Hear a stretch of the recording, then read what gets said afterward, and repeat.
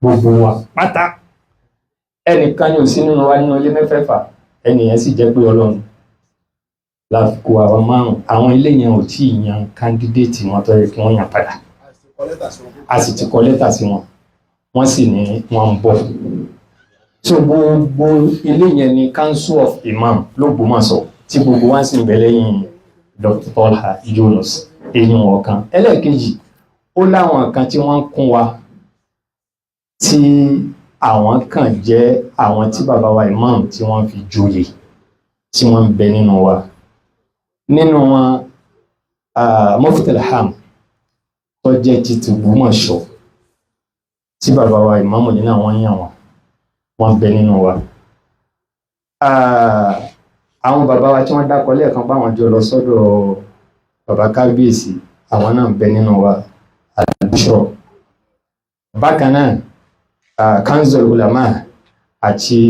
hadimul islam wọ́n bẹ nínú kanṣu yìí kan náà nípa kò yíwà o kanṣu yìí náà nípa kò yíwà o suraju ali gbogbo wọn bàbá tó bí mi wọ́n ti lo pàkó yìí méjì tó dà mi sọmọ ọwọ́ I'm over 60 years bí mo ti dúró yìí ọjọ́ ọmọ kékeré ni ẹ má bínú mọ́ kàn fi ń sọ̀rọ̀ ni lábẹ́ bẹ́ẹ̀ bàbá mi tó lo pàkó yìí méjì yìí àwọn pàkó yìí wọn ò ní iṣẹ́ kankan tí wọ́n ṣe sẹ́ni kí wọ́n tó yan ìmáàmù yìí gẹ́gẹ́ ìmáàmù ṣe sọ lẹ́ẹ̀kan tí ilé tó bá kàn bá ti kàn báyìí inú ilé yẹn ni ó mú ẹnìkan tí wọ́n bá ti fẹ́ nínú ilé yẹn ó sì mú lọ fún bàbá sọ̀rọ̀ pé ẹni tá a fẹ́ yàn ní ìmáàmù ni bọ́ torí bàbá yìí ló ti yàtọ̀ torí pé gbogbo wa ní mùsùlùmí Ògbómọ̀ṣọ́ a gbà pé kí bàbá sọ̀rọ̀ tàná kí wọ́n bá wa fọwọ́ sí pé tí wọ́n bá fẹ́ ṣe nǹkan táwọn Christian bá fẹ́ ṣe wọ́n yìí bọ́ anybody gbọ́ àárín wọn ni wọ́n ti ń ṣe ẹ fáwa náà ní authority káwa náà máa yan aṣíwájú wa bá ń ṣe fẹ́ bàbá sì gbà wọlé nínú gbígbà wọlé rẹ̀ torí pé pákọ̀ yìí jẹ́ messenger between Ṣọ̀ún and imam ẹni wọ́n fi rí ààyè iṣẹ́ pákọ̀ yìí nìyẹn o ẹni tí ó máa kárí mẹ́sẹ́jì láàrin ọba sí imam iṣẹ́ pákọ̀ yìí nìyẹn lábẹ́ bẹ́ẹ̀ wọ́n wá sọ pé tó bá rí báyìí pákọ̀ yìí nígbà tí ó sí imam tí wọ́n sì ní ìbátan pẹ̀lú ààfin ẹ líìdì gbogbo wa yìí lájọ wà ń bẹ̀ tí wọ́n fi ṣe gbogbo ètò tí wọ́n ṣe pákó yìí ò lè dá sí ọmọ kéwù mo sọ́rí ò kì í ṣe abusive word wọn ọmọ kéwù wọ́n yan àwọn tí wọ́n ní mímọ̀ nínú Ògbómọ̀ṣọ́ ni àwọn tí wọ́n ní mímọ̀ yẹn gbogbo wọn bẹ láyé dàárọ̀ yìí tí wọn ò tí ì kú tí wọ́n jẹ́ ìgbìmọ̀ tí wọ́n yan bàbá wa ìmáàmù àgbà yìí sí orí ìjókòó èyí tí mo fẹ́ lò bẹ́ẹ̀ náà ni pé ẹ dákun nítorí tọ́lọ́run èyí tí mo sọ yìí kódà nínú àwọn tá a jọ bẹ̀rẹ̀ nígbà tí bàbá ìmáàmù ń ṣe tán tí bàbá sọ̀hún kú a tún jọ wà pẹ̀lú wọn gbogbo àwọn aráalé Ayílára tí wọ́n jẹ́ akọ̀wé gbogbo wọn làjọ jáde làjọ máa lòdì pẹ̀lú bàbá yìí all of a sudden ẹni dimension yẹn change gbogbo wọn kò sẹ́ni tó lè sọ pé àjọ lòdì àjọ ń pín owó àjọ ń lòdì àjọ ń ṣe gbogbo nǹkan tá à ń ṣe ni from day one kì í sọ̀rọ̀ ọdún kan báwọn kó tó di pé nígbà tí bàbá sọ̀rọ̀ kú iná ni gbogbo àwọn mishkila yìí bẹ̀rẹ̀ so mo rọ ẹ̀yin tí ẹ wọ́ ẹ dákun nítorí tọ́lọ́run lẹ́ẹ̀kan sí àfi mo fi ó kọ bàbá wa ìmáàmù àgbà tí ló tó kó lè Ògbómọ̀ṣọ́ Dr. Yunus bọ́lá Tolha Olúṣínà Ayílára kejì mo fi kí yín wípé ọba tó sọ yín wá ọlọ́run bá wa sọ yín padà láyọ̀ èyí tẹ̀ sí gbẹ́sẹ̀ léyìí àwọn bàbá wa Sultan Sokoto àwọn náà ti ṣiṣẹ́ lórí rẹ̀ báyìí ọba tó ní kẹ́yìn náà òdìdí ọlọ́run yóò fẹ́ yín náà ṣe ọlọ́run kó gbà fún wa àtọ́kọ́lá nàbí wa Muhammad salamu alaykum. níjọ́ tí yàn bá ti jẹ́ aṣáájú tí rọmi sí kò ní balance nínú ayé ní tí ìfẹ́ sọ pọ̀ tọ́lọ́n bá pé èèyàn tí èèyàn yanjú tó dá láhán tó dẹ̀ mọ̀rọ̀ sọ gbogbo ọ̀rọ̀ kọ́ ló máa sọ tógun bá ti dé tógun bá ti dé ọ̀tá ò ní fetí ere gbọ́ ọ̀rọ̀ tó bá dáa ogun ti dé mo ń rọ ìmáàmù pé ìmáàmù yẹ sọ àsọtán ọ̀rọ̀ mọ́. Ipò tí ìmáàmù wa ti ga, àwọn ó sì ń ríra ẹ̀mí ọmọdé. Àwọn ìmáàmù ti lé púpọ̀ lórí múmbàrí. Ẹni tí a bá dẹ̀ ń sọ kì í máa ń parẹ́. Kùránì sọ wípé wa inna alaykum la hafizina kiraman katibina ya'lamuna ma taf'alun. Àwọn tí wọ́n ń kọ́ yàtọ̀ sí fídíò tí wọ́n ń fídíò yìí, àwọn kan wà wọ́n ń fídíò ẹ̀ sínú tí ò sì ní parẹ́.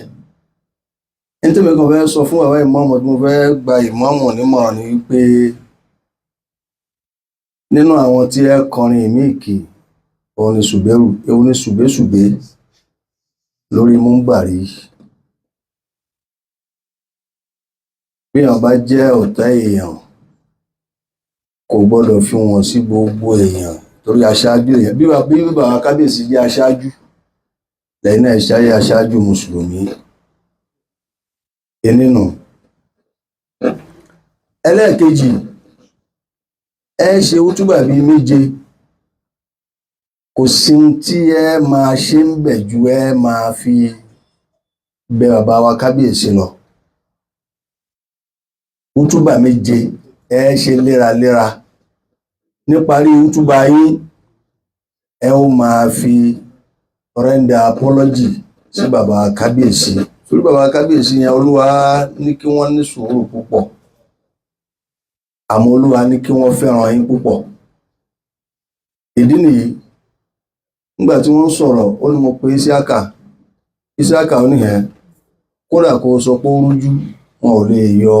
Tọ́líá, èmi Ṣọ̀ún ni mo sọ bẹ́ẹ̀. Àmọ́ lọ ṣeun báyìí lọ́dọ̀ àwọn mọ̀lẹ́bí yín. Láti wákàtí ọ̀wọ̀ yìí lọ Jímọ̀ tó ń bọ̀ yìí lọ, ẹ jẹ́ kó lapa. Ẹ jẹ́ kó lapa. Tí wọ́n bá dá ọ̀rọ̀ lẹ̀ táṣáájú bá sọ wípé ọ̀rọ̀ yóò kò lè parí o, àwọn máa lọ jíṣẹ́ ńlé o, ẹni yẹn ni kò fẹ́ kọ́rọ̀ parí. Tá a bá ń ṣe chairman, tá a bá ń ṣe meeting ní community, tí chairman kan sọ pé ń tẹ́ ní ká lọ sọ ńlé yìí ó lágbára o, òun gan ló fẹ́ dà kọrú. Tí mọ́mú bá ti mú ọwọ́ ìdá aṣọ àpọ́nlé, ohun àpọ́nlé, ọ̀rọ̀ àpọ́nlé padà sí ara bàbá wa kábíyèsí, Jímọ̀ kínní, Jímọ̀ kejì, Jímọ̀ kẹta, Jímọ̀ kẹrin, Jímọ̀ karùn-ún, ìkẹfà, ìkeje, kábíyèsí fúnra wọn náà ẹ̀dá ni wọ́n. Wọ́n dẹ̀ gbà yí pé inú ẹ̀sìn táwọn náà ń sìn tí a bá ṣe Ọlọ́run tó bá dẹ̀ tọrọ àforíjì yóò bá àánú Ọlọ́run pàdé. Ìbílẹ̀ ti bẹ̀rẹ̀ yẹn nísìnyí o, tá a bá ti ṣetán o, á padà fún yín ní máìkì o. Apology tẹ́ pé àwọn jọ̀mọ́ kí wọ́n ṣe ahọ́n yẹ̀yẹ́ díẹ̀ wà nú ẹ̀. Àwọn yẹ̀yẹ́ díẹ̀ wà nú apology ìjẹta yẹn. Tí a bá jọ ọmọ Yorùbá, ojú máa ń sọ̀rọ̀, wọn lójú ń sọ̀rọ̀, etí ń sọ̀rọ̀, kíní kan ń sọ̀rọ̀. Kò jọ apology gangan. Ẹ ṣe bẹ̀rẹ̀ apology gangan tí èèyàn máa ń ṣe fún bàbá, tí èèyàn máa ń ṣe fún ọba ìlú. Tẹ́ ẹ bá ti bẹ̀rẹ̀ pẹ̀lú ẹ̀mí pé à ń rẹ́ńdà apology fún bàbá wa Ṣọ̀ún, ẹ̀yin fúnra yín, mo gbọ́ nínú wáàsí tí mo mọ̀ ọ̀fà ṣe. Ó ní Imam, àwọn yóò máa bẹ́ lọ́tún máa bẹ́ lósì o, àwọn kan máa pé gbà, àwọn kan máa pé má gbà. Tó bá kú wa àti Ọlọ́run ẹnìkan tún èrò ẹ pa o, wọ́n ṣe bẹ́ẹ̀ sí mi náà o, 30 ọdún ni mo fi ṣe o, Ọlọ́run dẹ̀ yọ mí ń bẹ̀ o, ó wá ṣàdúrà fún yín. Bàbá Imam, ẹ̀yin lẹni 75% nínú ìrìn yìí, èyí tí Ọlọ́run ó fi bá wa gbé sí ibi tí Ọlọ́run ó bá yín gbé síbi tó dáa. Ẹ̀yin lẹni. Ìyẹn ni ẹni tí èmi fẹ́ sọ fún wa, káwọn yín má dẹ̀ lé tètè mọ́ lórí ọ̀rọ̀ Ògbómọ̀ṣọ́. Ẹ fi ọ̀rọ̀ Ògbómọ̀ṣọ́ lẹ̀ lásìkò yìí. Nípàdé eléyìí, ẹ wá já bẹ̀rẹ̀ láti ìsìn lọ láti render apology fún bàbá kábíyèsí Ṣọ̀ún.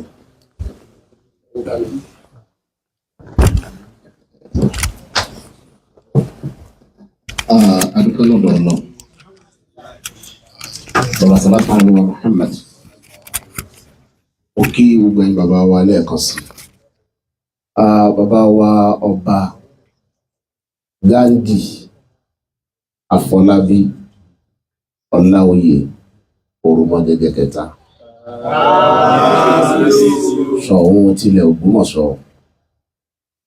mo bẹ̀ wọ́n torí ìtọ́lọ́hùn gbogbo ibi tí bóyá mi ni mo ṣẹ̀ wọ́n bóyá kan nù mùsùlùmí Ògbómọ̀ṣọ́ ló ṣẹ̀ wọ́n nílé ni lẹ́yìn odi kí wọ́n má bínú. mo fi àlùbáríkà ìjókòó gbogbo oríkè ọ̀gbọ́n náà falẹ̀ Yorùbá tí wọ́n wá s'Ògbómọ̀ṣọ́ lónìí lábẹ́ ìdarí bàbá wa ìmámù àgbà ilẹ̀ Èkìtì lápapọ̀ President General, bàbá wa ìmámù Ọ̀wọ̀ Secretary General, àti gbogbo àwọn bàbá wa ìmámù ńláńlá nílẹ̀ Yorùbá, bàbá wa ìmámù Ẹ̀gbá, bàbá wa ìmámù Oǹdó, bàbá wa ìmámù Ọ̀ṣun, bàbá wa ìmámù Lagos, bàbá wa ìmámù àgbà ilẹ̀ Ìbàdàn tí wọ́n jẹ́ ìmámù fún gbogbo wa ní Ọ̀yọ́ State, bàbá wa Mudirul Markaz. Mo fi ìkàlẹ̀ wọn bẹ̀ bàbá wa Ṣọ̀ún tilẹ̀ Ògbómọ̀ṣọ́ gbogbo tí mo bá ṣe fún wọn gẹ́gẹ́ bí ọmọ sí bàbá kí wọ́n ṣàforíjì kí wọ́n yọ́nú kàn sí má bínú torí ìtọ́lọ́run. Lẹ́yìn náà gbogbo àwọn tí wọ́n jẹ́ olóyè bóyá olóyè láàfin ni àbólóyè ẹ̀sìn àbágbà ẹ̀sìn nílẹ̀ yìí níbòmíì gbogbo tí ń bá ṣe mo bẹ̀ yín torí tọlọ́run ẹ ṣàmójúkúrò ẹ má bínú. Ọlọ́run tó ní àforíjì lọ́dọ̀ yóò ṣàforíjì fún kálukú wa. Salamu alaikum.